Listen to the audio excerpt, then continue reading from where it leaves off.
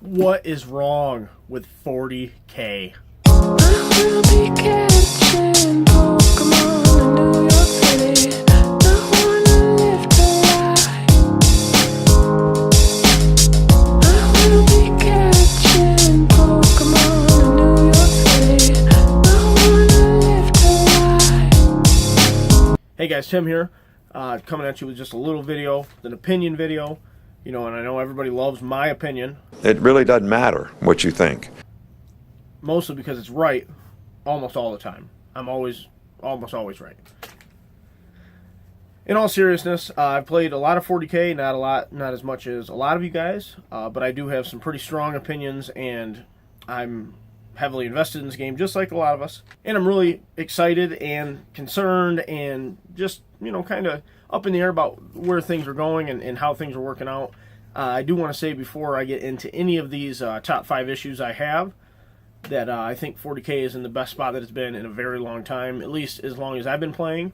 There are some problems, and there are some things that I think are easily fixed if we just kind of take a step back and look at the big picture. And I also want to say that I appreciate everybody that's put in so much time, and I want to say that I appreciate GW for taking the input that they've taken, and I think we're really heading in the right direction as far as allowing this game to be play tested by individuals that are, you know, doing it on their own time, and I'm pretty sure they're doing it for free. They're not being compensated. So I want to say that I appreciate their efforts of those guys, and this is just kind of me putting out my opinion, and hopefully, you know, if I could make any kind of difference or just kind of want to lay it out there, kind of how I feel, and this is my top 5 issues with 40K right now. All right, so number 5. I'm a little worried that the game is oversimplified, okay, from what it was in 7th edition. And what I mean by that is there's been an overcorrection of sorts. Maybe overcorrection is the wrong word, but we wanted to scale the game down to make it easier for new players to get into, which is fantastic. There were a lot of rules before that were cumbersome. Tank Shock comes to mind. You know, nobody really understood how to do it. Even veteran players that have been playing for a long time, nobody really fully understood how Tank Shock worked, and that was a problem. And there were some rules that made less sense, and they favored certain units over others. Monstrous creatures come to mind in 7th edition. They were very, very good. Gargantuan creatures were even better, whereas super heavy vehicles and vehicles, respectively, were not as good in 7th edition because of the way some of the rules worked. So I think 8th edition came in, and the guys were trying to really simplify it, pare it down, which is, I think is a great idea. I just feel like we lost some things like firing arcs. Firing arcs on vehicles where the positioning of your gun actually mattered, having a turret actually mattered.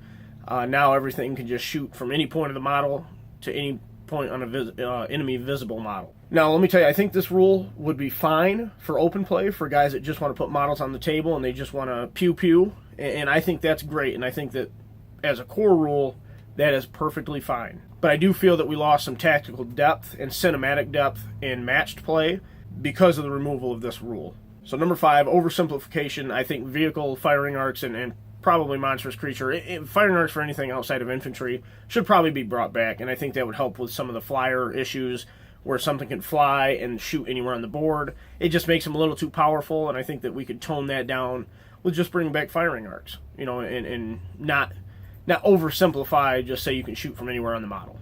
Number 4, future overcorrections. Future overcorrections. I think that this is probably, it could be a little bit higher, but I think that with the involvement of the community and GW listening to what the community has to say, there's a potential, and now this is not necessarily a problem, might not belong in this video, might not be a problem now, but I'm worried that it could be in the future. I'm worried that GW and the playtesters and, you know, people just at large in the community, they have a voice. I have Bell of Lost Souls behind me. They have a pretty big voice in the community. There's the possibility of some type of collusion, or, you know, just the popular thought of the time influencing the rules. I do have personal stake in this right now. It seems like conscripts are really the big bugaboo in the community. Everybody's like, conscripts have got to be nerfed, this and that, but nobody seems to be presenting any ideas that adhere to the fluff. It all just seems to be arbitrary changes. They have to be more points. The commissars can't work on them. They shouldn't be able to take orders. All these things that are really, they're just going to harm the guard player arbitrarily, when there are other ways to structure conscripts to where maybe they don't get spammed. You know, I've talked a lot in the past with people about what if we brought the platoon back, so you had to have a structure to bring conscripts. You couldn't just spam them as a troop choice. that would automatically, there would be a tax, essentially making them more points per model, and also you're restricted in how many you can take based on the platoon. This seems to me to be the best fix for something like conscripts, because not everything can be fixed with just a simple points increase, because if you increase the point cost of a conscript, that increases the points cost of an infantry squad, which to me are really at a good points cost right now.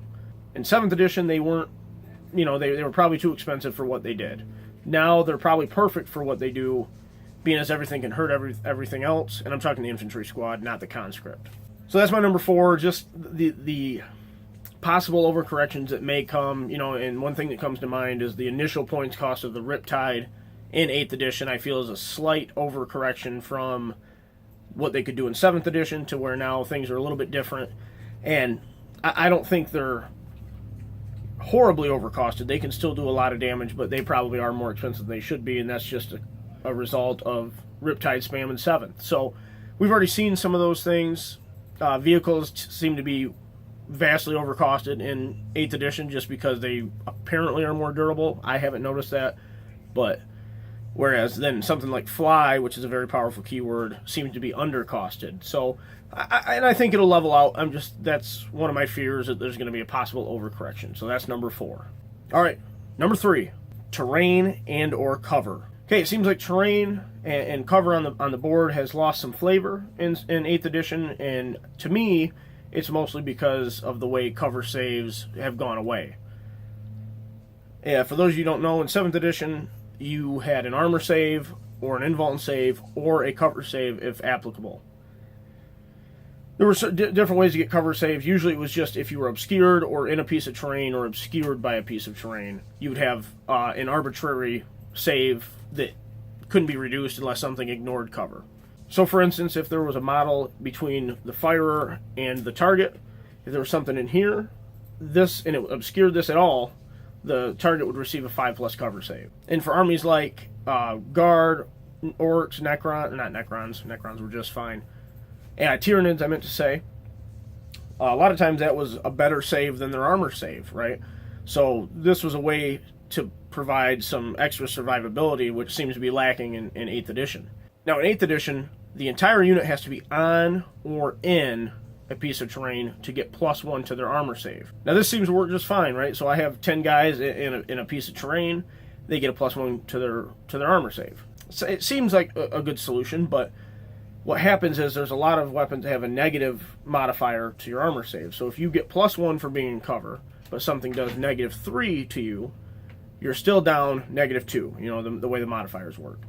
Whereas in 7th edition, if I had a 5+ armor save and I was in cover that gave me a 4+ cover save, okay, if something shot me that removed my armor outright, which there was plenty of it in 7th edition, and there's still a fair amount in 8th edition, I would still get that 4+ cover save, and that would give me a chance to keep my models on the board a little bit longer. And I think the big place that it's hurt the game, removing the cover save mechanic, the biggest place it hurts is the line of sight blocking. So if you have something behind a piece of terrain but you're not in it, you get no bonus to cover. So it really renders a lot of the things on the board, a lot of the scenery, it renders it kind of useless. Now, scenery in a war game is, I've seen some articles that say it's the third army on the board. It's really what makes this game and this hobby all-encompassing. It's really what makes the game immersive, and it gets you really kind of, it takes you into the moment. It has a cinematic feel. So whereas if you're fighting in the city streets, let's say, and there's some rubble in between you, that would have granted a cover save before. Now it's just kind of there on the board. It doesn't really mean anything. So number 3 for me would be, if we could bring back cover saves, it would, number 1, add a lot of durability. It would add a lot more cinematic feel for intervening models and whatnot. And it would really bring the game back to kind of a middle ground where I think it would be even better than it already is. All right, number 2, detachments and how they work. Okay, so let me just preface this with, I think the detachments are fantastic. I think it's a great way for people to bring the models they want to bring, but I think they could be better. I think that there's an element of that maybe wasn't kind of in the plans, if you know what I'm saying. And to me, there's a pretty easy fix for the way that we get some of these Imperial Soup type detachment. Now, for you guys that know 8th edition, there's the keyword system, and if you share one keyword, you can be all in the same detachment. Which leads us to detachments that are led by a Space Marine captain that have 100 conscripts in them. not necessarily fluff. I mean, maybe it is, but it lends itself some issues to the game mechanics, to where you're just taking, you can essentially take the best of everything in an Imperium detachment, and I think there is an easy fix for it.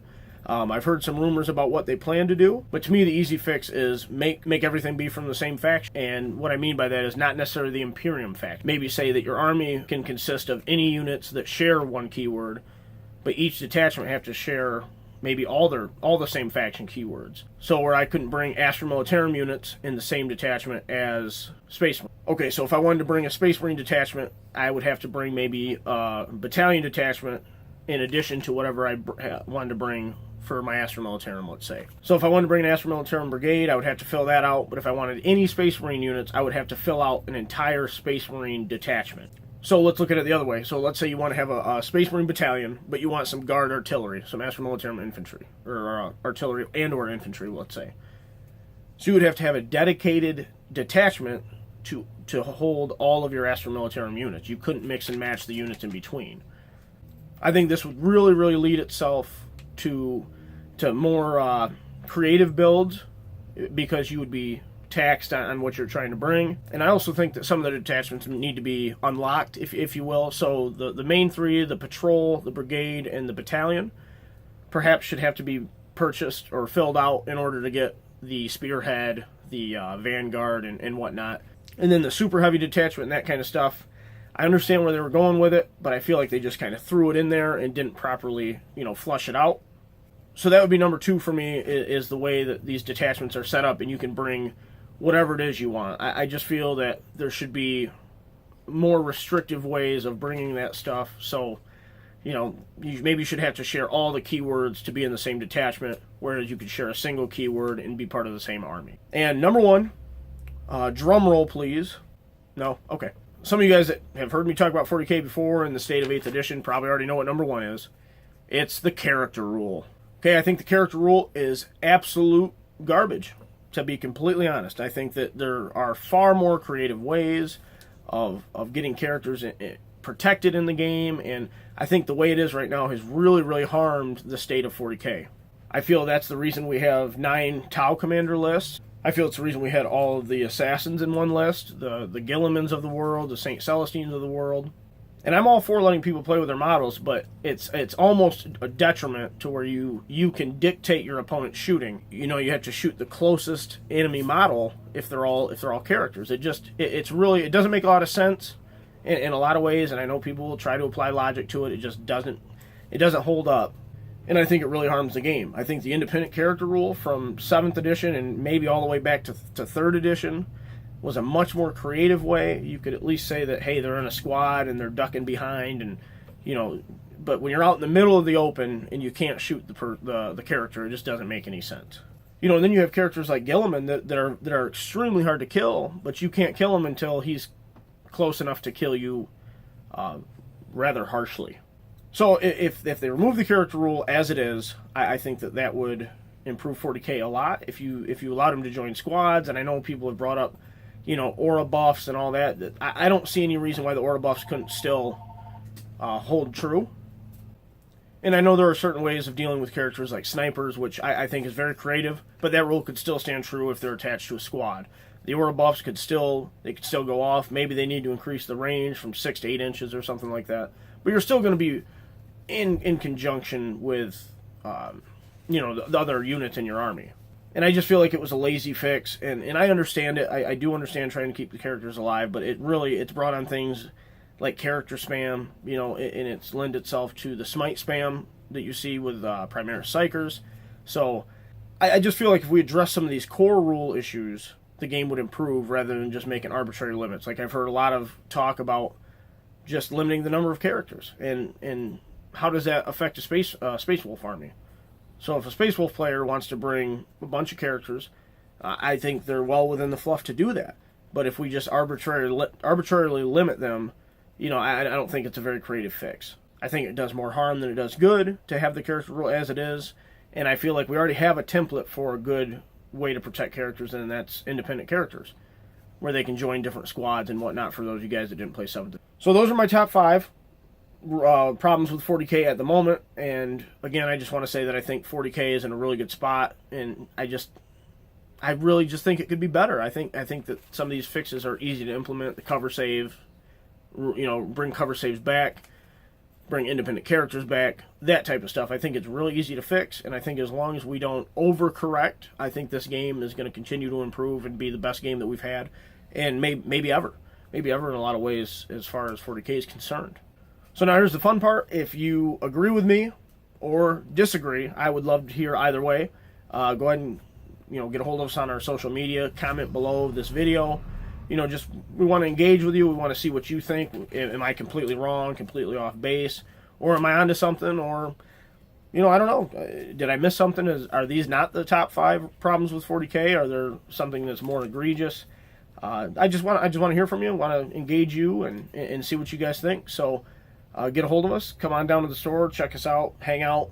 Talk to us in person. We always love to shoot the breeze with new people and existing customers, and just come on down and enjoy our community and help build it up and make it the best that it can be. So thanks for watching, guys. Make sure you subscribe to the channel and comment. We want to really get a conversation going. So thanks for watching, guys. I gotta go. Okay. All right, hey Jake, thanks, bud. I will be catching. Bye.